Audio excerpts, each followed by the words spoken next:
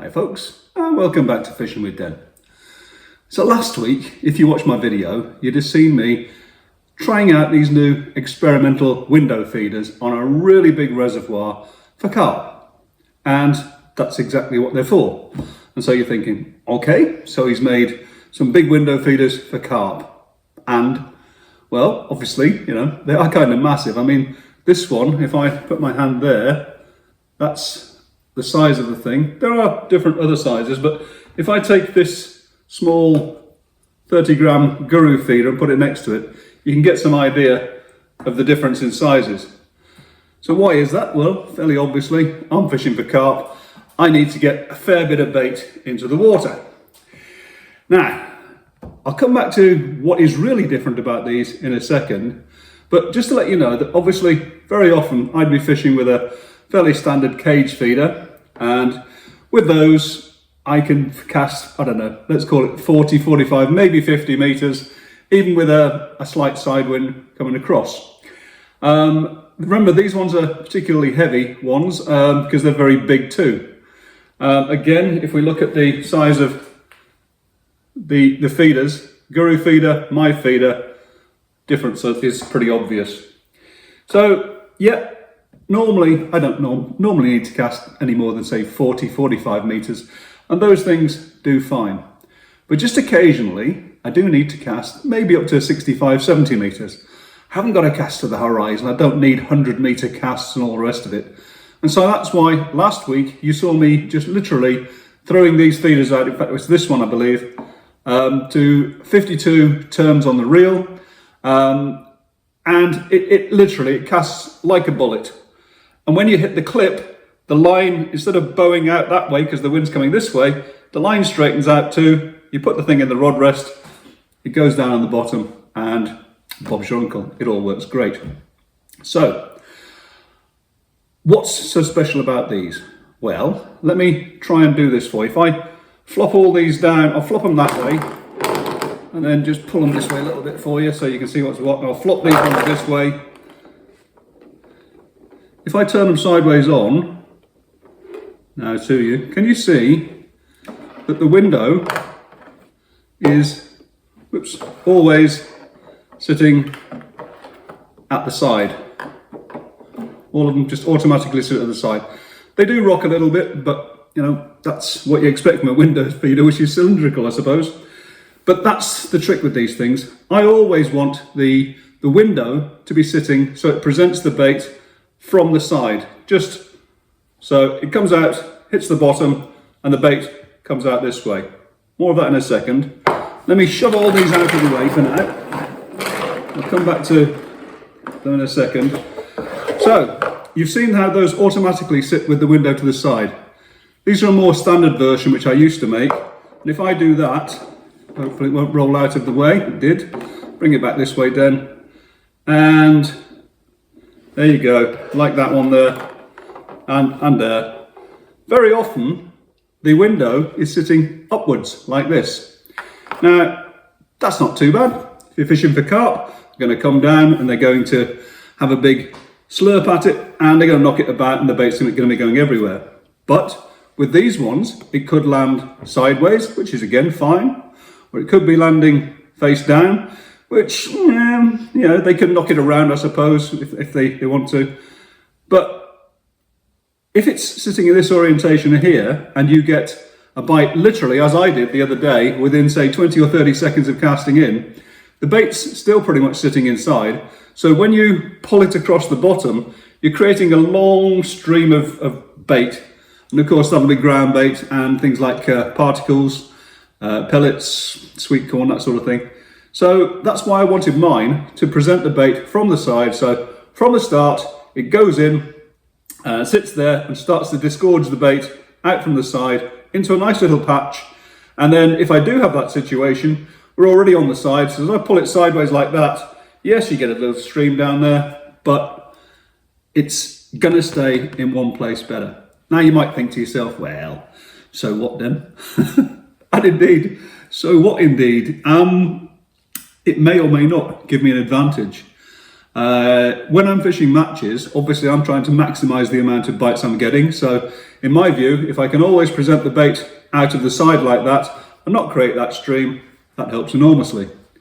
And the other thing is, if I've got a dirty great big feeder like this one, which this one actually weighs 75 grams. The other ones, where's the one I was using? I've swept it, yeah. This one weighs 55 grams, which is again fairly heavy, but when you're fishing these great big reservoirs, you do need to be able to punch them out a little bit. Now, for those of you that fish smaller places like commercials, I will actually make some smaller ones of these in due course, so that they are sort of these thinner versions, which are sort of the size of my thumb here, and also shorter and with smaller weights in. Because 55 grams is still quite a reasonable amount of weight, isn't it? So that's the basic idea then, to get the bait presented from the side and to get plenty of bait in. Basically, these things are virtually bait up feeders or boshers or whatever you want to call them, but they get plenty of feed in and they get in fast. Give you an idea, these are two of the Guru 5 square feeders, and this is probably at least 2 of those. So plenty of bait going in. Obviously a lot of particles, topped off with ground bait on the front, and that's what works for me. Now you'll notice that this is the enclosed version of it, but I also have these versions which are the cage versions. So when would I use each? These are the ones I'll probably use the most, because a lot of the venues I fish are actually quite deep. Sometimes you're looking at 36 feet to get it down there. So by having the enclosed versions, I can tamp off the front with ground bait, get all the pellets and things in the back obviously, but I can pack it in fairly hard.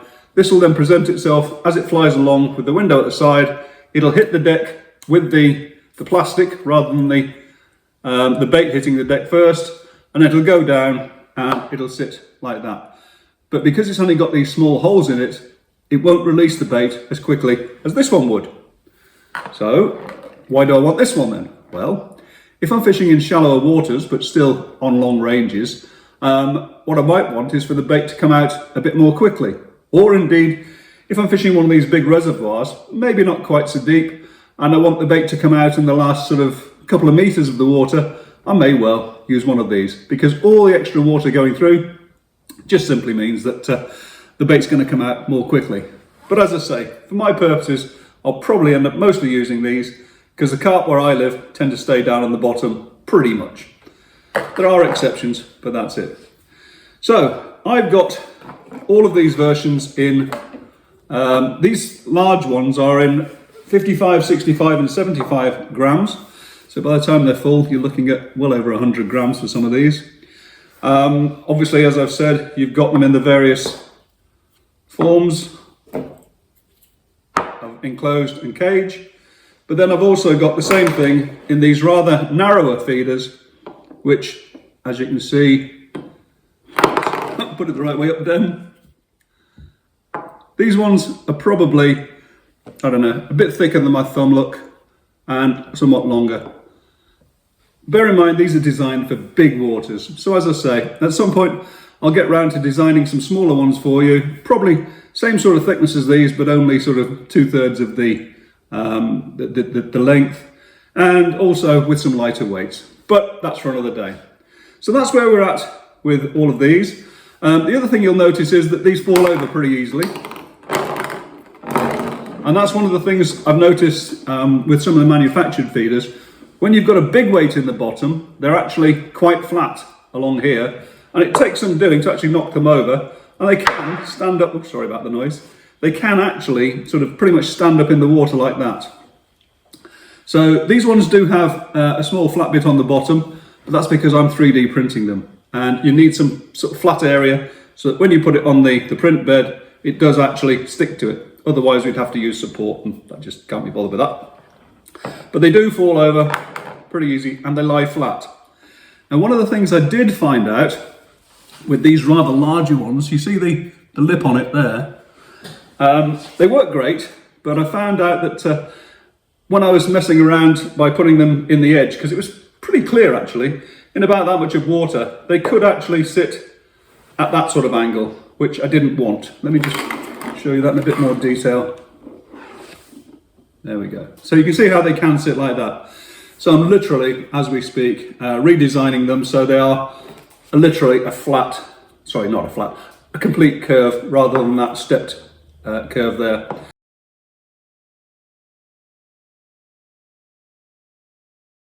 So if you want to download these things, they're on Thingiverse, and there's a link down below in the description box for you to get to them, and they will have the modification on. The other thing these have, and I've forgotten them, back in a second. Sorry about that. The other thing these have, I push that on one side, you can see that there is a hole over here, and this little sinker here, or lead weight, goes in, and then you can maybe see, if I get really close up, this is a wedge shape.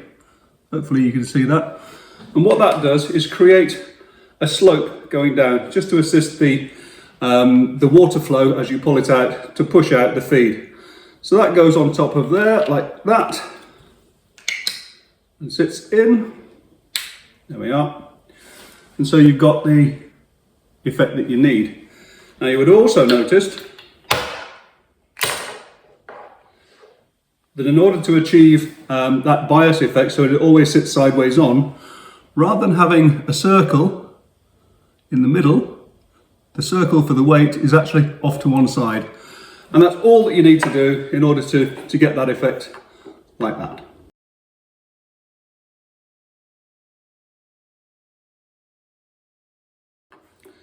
So that's how I make the things. The only other thing I do is I get some 10 kilo Maxima fishing line, because that's what I've got, and I just tie a loop in the top, and that's the whole thing finished. So were they perfect on the day? Well, they certainly worked. They cast like a rocket. I could certainly have got much further than 52 turns that I was using, and as I said at the time, the rod I was using and the reel I was using aren't there for distance.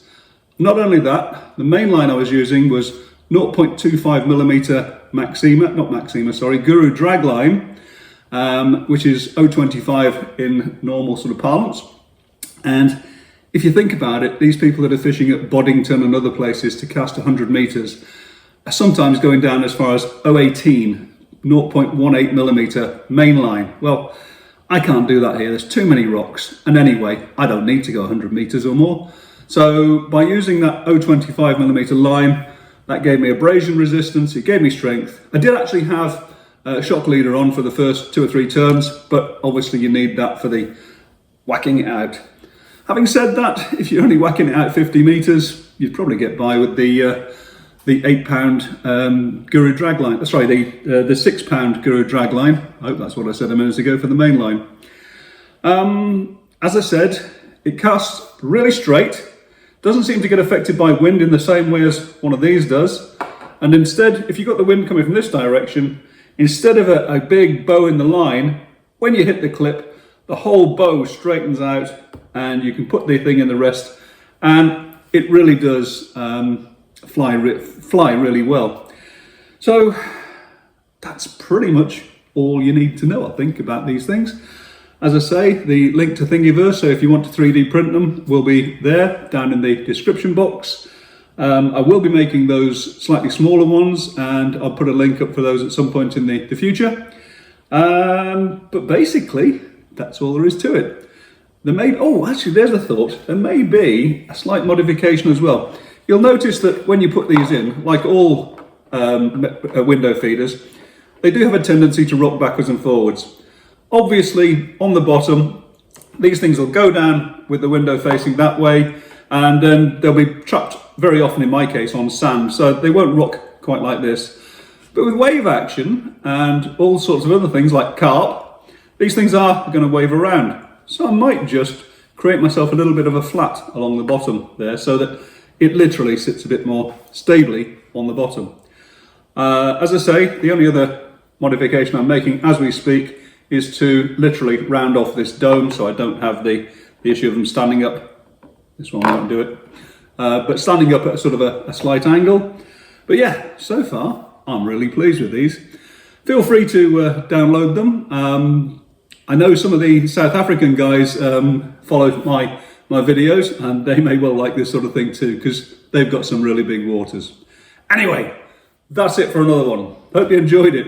If you did, as always, click the like button. If you want to subscribe, feel free.